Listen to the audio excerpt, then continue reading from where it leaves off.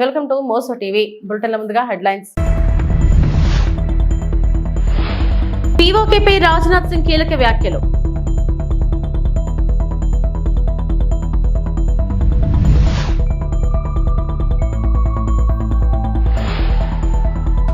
గోవింద నామాలను కించపరిస్తే సహించేదే లేదు. DD next level మూవీకి Bhanu Prakash Reddy warning.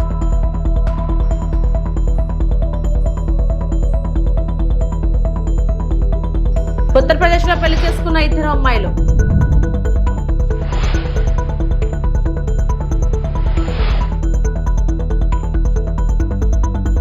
Operation Sindoor తో ఉగ్రవాదులను అంతం చేశామన్నారు రక్షణ శాఖ మంత్రి రాజ్నాథ్ సింగ్. అలాగే దేశమంతా సైనికులను చూసి గర్విస్తుందన్నారు. అమరులైన సైనికులకు సెల్యూట్ చేస్తున్న గాయపడిన వారు త్వరగా కోలుకోవాలని ఆకాంక్షిస్తున్నారంటూ వ్యాఖ్యలు చేశారు రక్షణ శాఖ మంత్రి రాజ్నాథ్ సింగ్. भारत की नीति को रीडिफाइन कर दिया है, इसे परिभाषित कर दिया है कि हिंदुस्तान की सरजमी पर किया गया कोई भी आतंकी हमला एक एक्ट ऑफ वार माना जाएगा। दोनों देशों में जो अंडरस्टैंडिंग बनी है फिलहाल वह इसी बात को लेकर है कि सरहद पार से कोई बेजा हरकत अब नहीं की जाएगी। अगर की गई तो बात निकलेगी तो बहुत दूर तक जाएगी। हमारे प्रधानमंत्री ने यह भी साफ कर दिया है, आतंक और बातचीत कदापि एक साथ नहीं चलेंगे और अगर बात होगी तो आतंकवाद पर होगी और पाक ऑक्युपाइड कश्मीर पर ही होगी।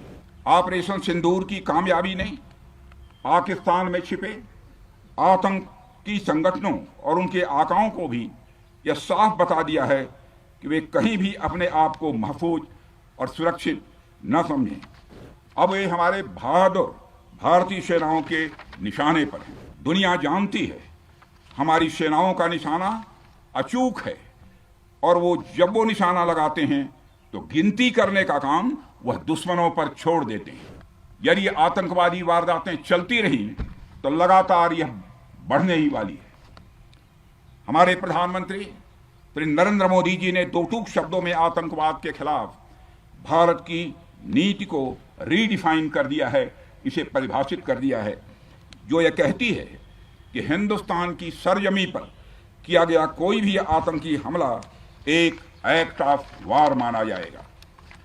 दोनों देशों में जो अंडरस्टैंडिंग बनी है फिलहाल वह इसी बात को लेकर है कि सरहद पार से कोई बेजा हरकत अब नहीं की जाएगी।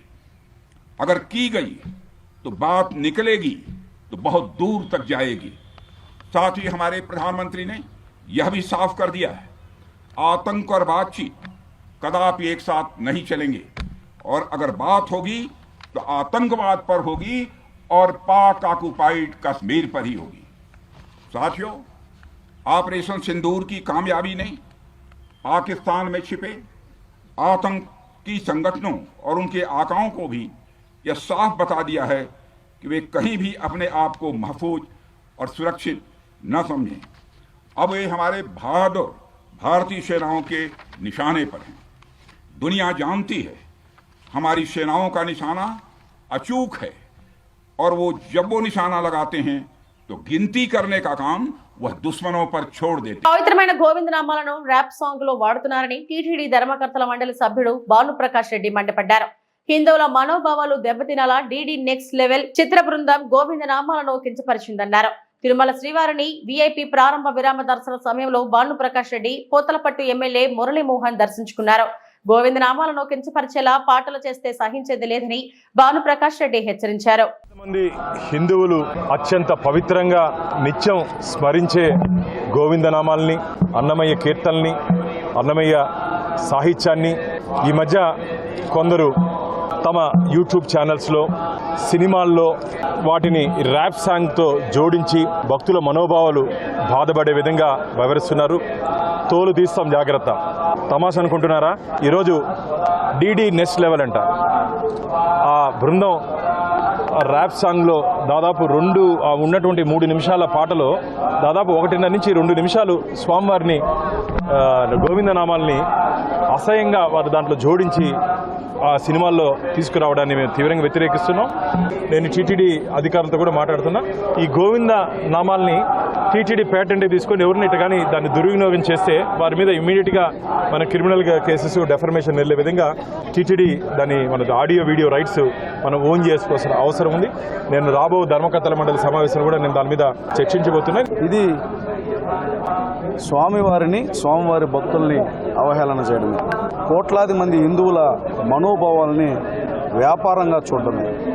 శ్రీ వెంకటేశ్వర స్వామివారిని కొలిచే భక్తులు వెంకటేశ్వర స్వామివారిని సహస్రనామాలతో కొలుస్తారు, వాటిని పవిత్రంగా భావిస్తారు. ఇది ఒక ఆంధ్రప్రదేశ్తో ముడిపడినటువంటి వ్యవహారం కాదు. దక్షిణ భారతదేశంలో అత్యధిక మంది భక్తులు తిరుమల మలయప్ప స్వామి దర్శనం కోసం తమిళనాడు నుంచే వస్తుంటారు. అక్కడ ఉన్నటువంటి భక్తుల మనోభావాలు కూడా దెబ్బతిన్నట్టే. వెంకటేశ్వర స్వామితో ఆటలో మంచిది కాదు. జలజీవన్ మిషన్ ద్వారా 592 కోట్ల మంజూరు. కర్నూలు జిల్లా ఆదోని నియోజకవర్గంలో ఇవాళ ఎమ్మెల్యే డాక్టర్ పార్థసారథి మాట్లాడుతూ రాష్ట్రంలో 40 రిజర్వాయర్ నీళ్లు సంబంధించిన ప్రతిపాదనలు కేంద్రానికి సిఫార్సు చేయగా అందులో 8 మాత్రమే మంజూరయ్యాయి. ఇందులో కర్నూలు జిల్లా అదోనికి 1 మంజూరైంది. ఇది పులికన్నము రిజర్వాయర్ అదోని 40 పంచాయతీల జనాభాకు ఇంటింటికి కొలాయి ద్వారా నీళ్లు ఇచ్చేందుకు 592 కోట్లు మంజూరైందని తెలిపారు. ఆదోని ప్రజలకి అలాగే మంత్రాలయం ప్రజలకి శుభవార్త చెప్పడానికి మిమ్మల్ని పిలిచాను. మనకు తెలుసు ఆదోని కానీ మంత్రాలయంలో ఉన్న ప్రజలు కూడా ఏ విధంగా మంచినీళ్ళకి ఇబ్బంది పడతా ఉంటారో. తాగడానికి వారం రోజులకు ఒకసారి వస్తుంది, 10 రోజులకు ఒకసారి వస్తుంది, 15 రోజులకు ఒకసారి వస్తుంది. నేను అసెంబ్లీలో పదే అరుస్తుండేవాడిని. ఈ రకంగా ఉన్న సమస్యకి ఒక పరిష్కారం చూపించే ప్రయత్నం జరుగుతుంది.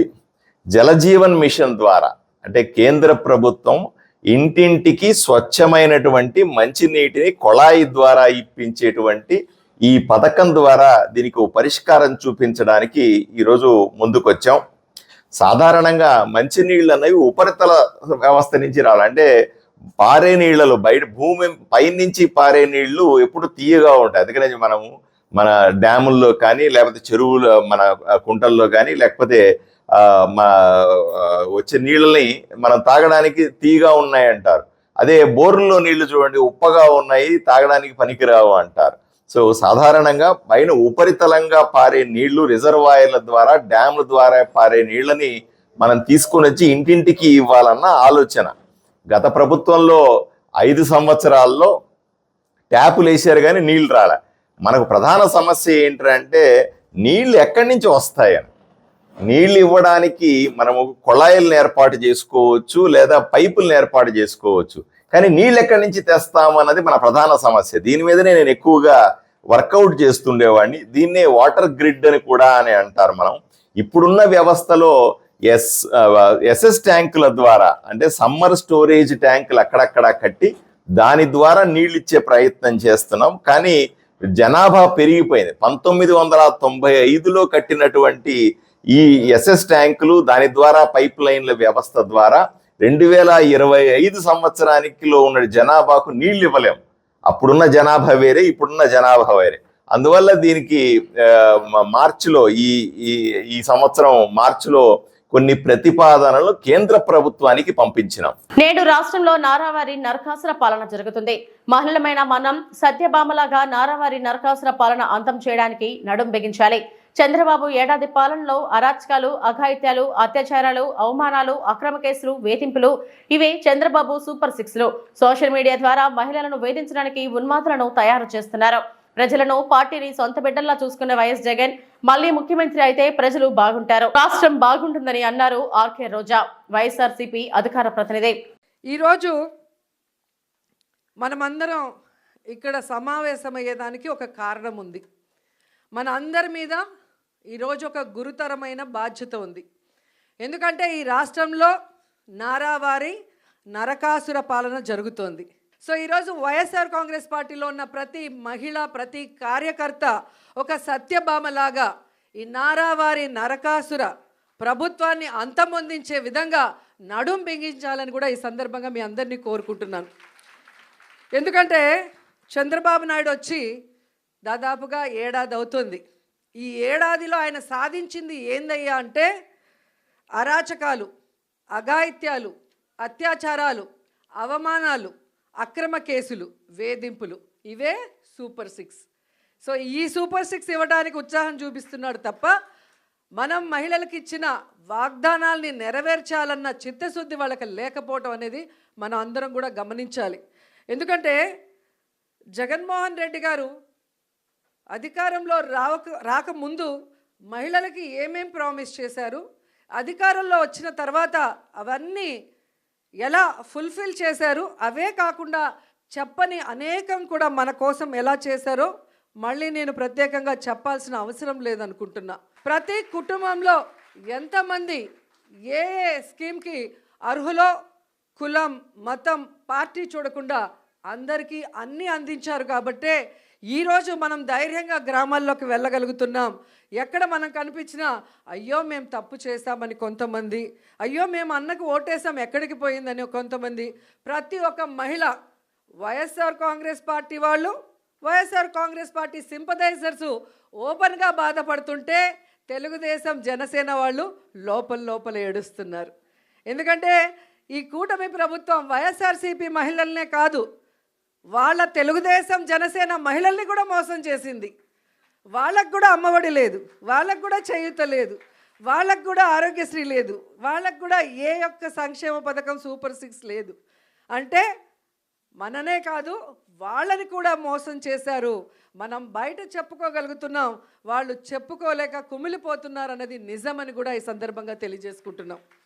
ఉగ్రవాదులకి మనకి మధ్యన జరిగిన యుద్ధంలో ముందుండి నడిపించింది ఎవరు? మహిళలు. సో మహిళలుగా మనం గర్వపడాలి. చంద్రబాబు నాయుడు కూటమి ప్రభుత్వం అధికారంలోకి వచ్చిన తర్వాత మహిళల మీద, చిన్నపిల్లల మీద అఘాయిత్యాలు, అత్యాచారాలు ఎంతగా పెరిగిపోతున్నాయో అసెంబ్లీ సాక్షిగా వాళ్ళు ఇచ్చిన లెక్కలు చూస్తేనే మీకు అర్థమవుతుంది. అంటే వైఎస్ జగన్మోహన్ రెడ్డి మహిళల అభ్యున్నతి కోసమే ఆలోచించారు. ఆ మహిళల అండతోనే జగనన్నను ముఖ్యమంత్రిని చేసుకోవాలి. కూటమి నాయకుల కుట్రలకు జగనన్నకు మధ్య యుద్ధం జరుగుతుంది. మహిళలంతా జగనన్నకు ఒక సైన్యంలా మారాలి అని వరదు కళ్యాణి వైఎస్ఆర్సీపీ మహిళా విభాగం అధ్యక్షురాలు పేర్కొన్నారు. గత 5 సంవత్సరాలు కూడా మన జగన్మోహన్ రెడ్డి గారు ఏ మహిళల కోసమైతే తాపత్రపడ్డారో ఆ మహిళల అండతోనే మనం మళ్ళీ జగనన్నను ముఖ్యమంత్రి చేయాలి. చంద్రబాబు నాయుడు గారు కానీ కూటమి ప్రభుత్వం పూర్తిగా వాళ్ళకి నెట్ట నిలువుగా మోసం చేసింది. ఎన్నో హామీలు ఇచ్చారు, ఏ ఒక్కటి నెరవేర్చలేదు. కాబట్టి ఈరోజు మహిళలు తమలో తాము కుమిలిపోతూ ఉన్నారు. గత 5 ఏళ్ళు జగనన్న మహిళల్ని ఆర్థికంగా, రాజకీయంగా, సామాజికంగా ఉన్నత స్థానంలో కూర్చోబెట్టడానికి ఎంతగానో కృషి చేశారు. ఆ రోజైతే మహిళా పక్షపాత ముఖ్యమంత్రిగా ఉంటే ఈరోజు మహిళా ద్వేషి ముఖ్యమంత్రిగా ఈరోజు చంద్రబాబు నాయుడు గారి పాలన సాగుతూ ఉండే పరిస్థితి మనం చూసాం. ఈరోజు ఈ రాష్ట్రంలో తీసుకుంటే కూటమి ప్రభుత్వం తాలూకా కుట్రలకు ప్రజానాయకుడైన మన జగనన్నకి మధ్య యుద్ధం జరుగుతూ ఉంది.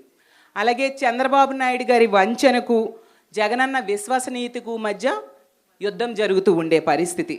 చంద్రబాబు నాయుడు గారి వెన్నుపోటు రాజకీయాలకు, అలాగే జగనన్న పోరాట పటిమకు మధ్య యుద్ధం ఈరోజు ఈ రాష్ట్రంలో జరుగుతూ ఉండే పరిస్థితి మనందరం చూస్తూ ఉన్నాం. అసలు ఈ యుద్ధంలో మన మహిళలందరూ కూడా శవంగుల్లా పోరాటం చేయాల్సిన అవసరం ఎంతైనా ఉంది. జగనన్నకి ఒక సైన్యంలా మారాల్సిన అవసరం మన అందరి మీద ఉందని తెలియజేస్తూ ఉన్నాను. కాబట్టి రానున్న రోజుల్లో జగనన్న పాదయాత్ర 2.0 ప్రారంభమవుతుంది. దాని ద్వారా మళ్ళీ జగనన్న ముఖ్యమంత్రి, జగనన్న పాలన 2.0ని మనం రానున్న రోజుల్లో చూసి తీరుతాం. ఈరోజు సంవత్సర కాలం గడిచింది. ఏ ఒక్క ఎమ్మెల్యే అయినా ప్రజల్లోకి ధైర్యంగా వెళ్ళగలుస్తున్నారా? వెళ్తే ప్రజలు చీకొడతారు. ఎందుకంటే ఇచ్చిన హామీలు ఏ ఒక్కటి నెరవేర్చని పరిస్థితి మన అందరము చూసాం. ప్రతి దానిలో కూడా మహిళలకే అవకాశాలు ఇచ్చిన పరిస్థితి మనం చూసాం. కాబట్టి మనం జగనన్నకి మళ్ళీ ముఖ్యమంత్రిగా చేసుకోవాల్సిన అవసరం మన అందరి మీద ఉంది. ఈరోజు తీసుకుంటే మద్యం ఏరులై పారుతూ ఉండే పరిస్థితి, ఎక్కడ చూసినా బెల్ట్ షాప్స్, దానివల్ల మహిళల మీద అఘాయిత్యాలు విపరీతంగా పెరిగిపోతూ ఉండే పరిస్థితి.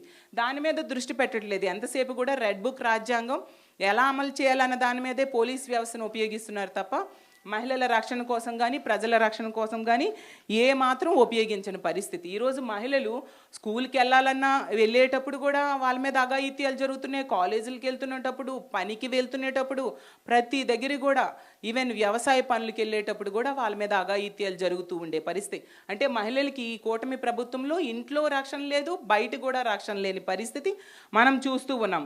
అసలు చంద్రబాబు నాయుడు గారు సూపర్ 6లు ఇస్తామని చెప్పారు, కానీ ఒక్క మహిళకైనా ఫ్రీ బస్ ఇచ్చారా చెప్పండి?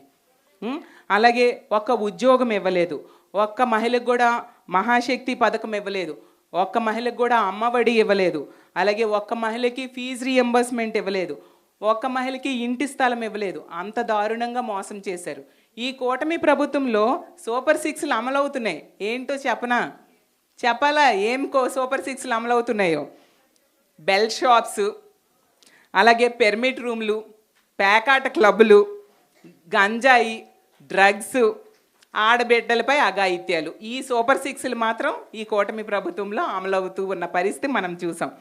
అంతేకాకుండా సూపర్ 6లు ఇవ్వట్లేదు, కానీ వాళ్ళు హామీ ఇచ్చిన సూపర్ 6లు సూపర్ స్కాములు మాత్రం ఇస్తూ ఉన్నారు. ఒకవైపు తీసుకుంటే ఇసుకలో కుంభకోణం, మద్యంలో కుంభకోణం, అలాగే తీసుకుంటే మట్టిలో కుంభకోణం, కాంట్రాక్ట్ పనుల్లో కుంభకోణం, అమరావతిలో ఆ కాంట్రాక్టుల్లో కుంభకోణం, అలాగే విద్యుత్ కొనుగోలులో కుంభకోణం, అలాగే వరుస భూముల్లో కూడా కుంభకోణం. ఎక్కడ చూసినా స్కామ్లు స్కామ్లు స్కామ్లు ఈ కూటమి ప్రభుత్వంలో మనం చూస్తూ ఉన్నాం. కాబట్టి ఈ రోజు నుంచి కూడా మన మహిళలందరూ కూడా జగనన్న సైన్యంలా మారి జగనన్న కోసం, జగనన్న పార్టీ, మన పార్టీ అయిన వైఎస్ఆర్ కాంగ్రెస్ పార్టీ నిర్మాణంలో భాగస్వామ్యాలు అవ్వాలని మీ అందరినీ. ఉత్తరప్రదేశ్ లో పెళ్లి చేసుకున్న 2 అమ్మాయిలు. ఉత్తరప్రదేశ్ లో న్యాయవాదుల సమక్షంలో పెళ్లి చేసుకున్న 2 మహిళలు తమకు పురుషులు అంటే ఇష్టం లేదని 3 నెలల నుంచి కలిసి ఉన్నామన్న మహిళలు. వధయ కోర్టు ప్రాంగణంలోని శివాలయంలో దండలు మార్చుకుని పెళ్లి చేసుకున్న మహిళలు.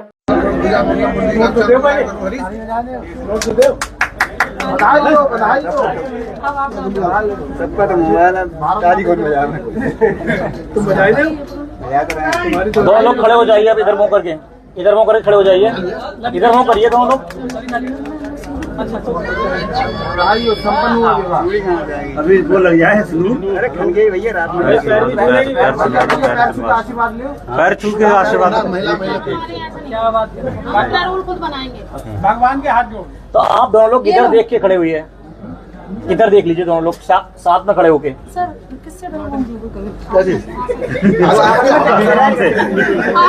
చిత్తూరు జిల్లా కుప్పం వైసీపీకి రాజీనామా చేసిన మాజీ AMC chairman Vidyasagar.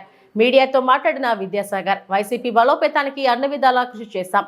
YCP party కోసం కష్టపడిన కొంతమందితో మాత్రమే ఇన్ఛార్జ్ భరత్ సమావేశాలు పెట్టుకుంటున్నారు. Kuppam municipal vice chairman Muniswamy మరియు ఆయన తల్లి 15వ వార్డు కౌన్సిలర్ ను సస్పెండ్ చేయడం విడ్డూరంగా ఉంది. నా తోటివారిని పార్టీ నుండి సస్పెండ్ చేసినా, నన్ను సస్పెండ్ చేసినా ఒకటే.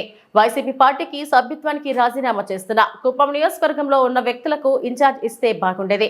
కుప్పంలో అందుబాటులో లేని భరత్ వెంట ఉంటే మనం పార్టీకి న్యాయం చేయలేమని రాజీనామా చేస్తున్నారని అన్నారు.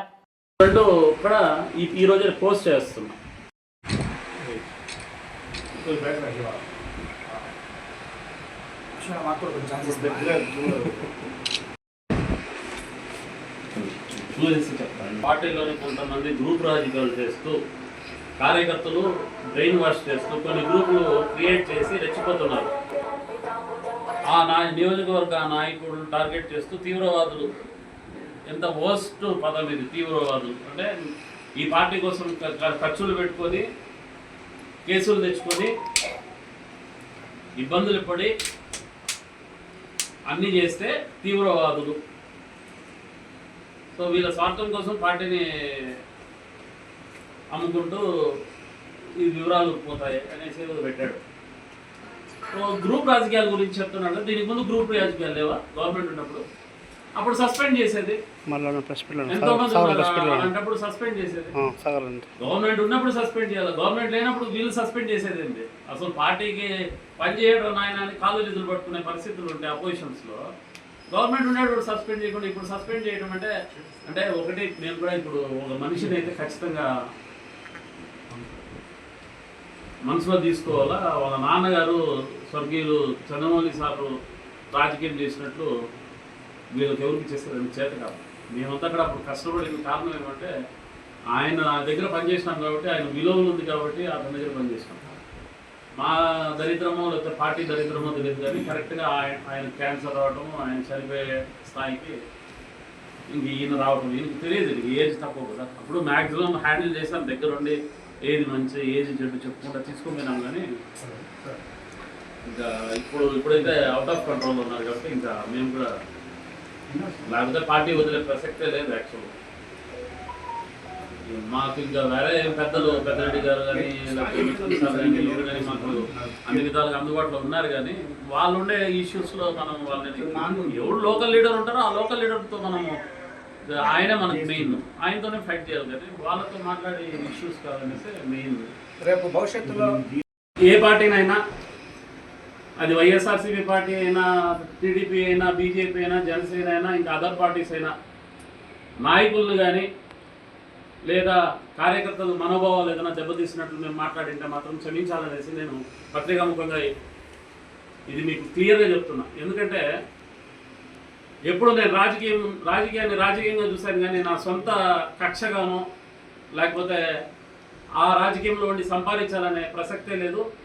బిజినెస్లు చేసుకుంటే ఏదో బతుకుతా ఉన్న ఫ్యామిలీ, మేము ఎంప్లాయీస్ బ్యాక్గ్రౌండ్ ఉండే ఫ్యామిలీ. కానీ రాజకీయాల్లో సంపాదన చేసుకునే ఏమీ లేదు కాబట్టి అలాంటి అపోహలు మా మధ్య లేదు. అలాంటి జైలుకు పంపించే ప్రక్రియ మా మీద జరగటం లేదు. కాబట్టి దయచేసి ఏదైనా మేము మాట్లాడింటే పార్టీ స్టాండ్తో మాట్లాడతాము. ఏ పార్టీలో పనిచేసినా, ఆ రోజు తెలుగుదేశంలో పార్టీలో పనిచేసినప్పుడు కూడా ఖచ్చితంగా ఆ రోజు లక్ష్మీపార్వతి గారిని, మోహన్ బాబుని, రాజశేఖర్ రెడ్డి గారిని అందరినీ అడ్డుకున్న పరిస్థితులు ఉన్నాయి. అది మా బ్యాచే. సో ఇటు సైడ్ వచ్చినప్పుడు కూడా పార్టీ కోసం పనిచేసామే కానీ ఏది వ్యక్తిగతంగా పనిచేయలేదని మాత్రము క్లియర్గా అయితే మేము చెప్పదలుచుకుంటున్నాం.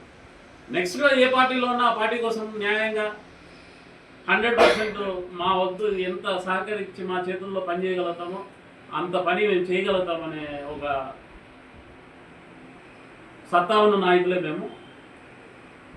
కాబట్టి అది ఎవరికి వాడుకోవాలనిపిస్తే వాళ్ళ విధి విధానాలు బట్టి మేము కూడా ఆలోచించి పార్టీలో ఖచ్చితంగా స్టాండ్ తీసుకుంటాం. దీంతో ఏమీ మార్పు ఏమి లేదు. ఏపీలో గంజాయి, మాదక ద్రవ్యాల నియంత్రణకు ప్రభుత్వం ఎన్ని రకాల చర్యలు తీసుకుంటున్నప్పటికీ గంజాయి అక్రమ రవాణా యథేచ్ఛగా కొనసాగుతుంది. తాజాగా అనకాపల్లి జిల్లా నక్కపల్లి మండలం వేంపాడు టోల్ ప్లాజా వద్ద 2 వ్యక్తులు గంజాయితో పోలీసులకు పట్టుబడ్డారు. నక్కపల్లి పోలీసు సిబ్బంది వేంపాడు టోల్ ప్లాజా వద్ద వాహన తనిఖీలు చేస్తుండగా వారిని చూసి పరారయ్యేందుకు యత్నించిన 2 వ్యక్తులను అదుపులోకి తీసుకున్నారు. వారి వద్దనున్న 2 బ్యాగులను తనిఖీ చేసి 12 కేజీల గంజాయి స్వాధీనం చేసుకున్నారు. నిందితులను అరెస్టు చేసి రిమాండ్కు తరలిస్తున్నట్లు నక్కపల్లి ఇన్స్పెక్టర్ కుమారస్వామి మీడియాకు వెల్లడించారు. ఈరోజు మార్నింగ్ సుమారు 10 గంటల సమయంలో నక్కపల్లి మండలం ఎస్ఐ గారికి, శనిబాబు ఎస్ఐ గారికి ఇల్లీగల్గా గాంజా ట్రాన్స్పోర్ట్ చేస్తుందని ఇన్ఫర్మేషన్ రావడం జరిగింది. ఆ ఇన్ఫర్మేషన్ బేస్ చేసుకొని వేంపాడు టోల్ ప్లాజా దగ్గర వెహికల్ చెకింగ్ కండక్ట్ చేయడానికి వెళ్తుండగా పోలీసు వారిని చూసి ఒక 2 వ్యక్తులు బ్యాగులతో గాంజా పట్టుకొని పారిపోవడానికి ప్రయత్నించడం జరిగింది. వాళ్ళ సిబ్బంది సహకారంతో వాళ్ళని అరెస్ట్ చేయడం, అప్రహెండ్ చేయడం జరిగింది. చేసి వాళ్ళని చెక్ చేయగా వాళ్ళ దగ్గర నుంచి ఒక 12 కేజీస్ గాంజా సీజ్ చేయడం జరిగింది. అందులో 2 ముద్దాను కూడా అరెస్ట్ చేయడం జరిగింది. వాళ్ళు ముని వెంకట అప్ప, ఆయన బెంగళూరుకి సంబంధించిన వ్యక్తి. ఇంకొకరు కుప్పమట్టు అనే అతను తేనె డిస్ట్రిక్ట్, తమిళనాడుకి సంబంధించిన వ్యక్తి. ఈయనకి ఎర్లియర్ తమిళనాడు స్టేట్లో ఒక గాంజా కేసు కూడా ఉంది. బెంగళూరు అతను వెంకటప్పకి ఒక మర్డర్ కేసు కూడా ఉంది. ఆయన కన్వెక్షన్ కూడా ఒక లైఫ్ కన్వెక్షన్ వచ్చింది. ఆయన శిక్ష కూడా అనుభవించుకుని వచ్చి గాంజా బిజినెస్ స్టార్ట్ చేశాడు. ఎర్లియర్ కూడా మన నర్సీపట్నం, వైజాగ్ ఇక్కడికి వచ్చి గాంజా తీసుకెళ్ళినట్టు మనకు సమాచారం ఉంది. వాళ్ళని ఈరోజు ఎస్ఐ గారు అరెస్ట్ చేసి ఈరోజు రిమాండ్ కూడా పంపించడం జరిగింది. సార్ ఎక్కడి నుంచి ఎక్కడ తరలిస్తున్నారు? వీళ్ళు బెంగళూరు తరలిస్తున్నారు. ఈ సోర్స్ అంటే ఇంకా సోర్స్ మనకి ఎక్కడి నుంచి వచ్చిందని చెప్పి కరెక్ట్ అయిన ఇన్ఫర్మేషన్ లేదు. కొంతవరకు కాల్ డేటా అనాలిసిస్ చేస్తే కానీ మాకు ఇన్ఫర్మేషన్ తెలియదు. మాకైతే కొన్ని క్లూస్ ఉన్నాయి, దాన్ని బేస్ చేసుకొని ఆరిజిన్ అయితే తప్పకుండా పడుతుంది. ఈ బులెటిన్ ఇంతటితో సమాప్తం. నమస్తే.